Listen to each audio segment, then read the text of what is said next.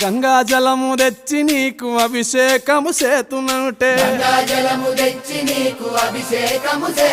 మరి గంగా జలమున సేప కప్పల ఎంగిలంటున్నావు శంభో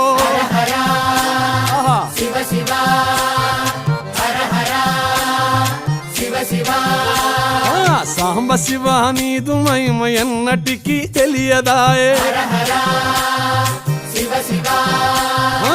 ఆవు పాలు తెచ్చి నీకు అర్పితము చేతునంటే ఆవు పాలన లేక దూడల ఎంగిలంటున్నావు శంభో ఓహో గట్టిగా అది సాంబ శివ నీదు మహిమ ఎన్నటికీ తెలియదాయే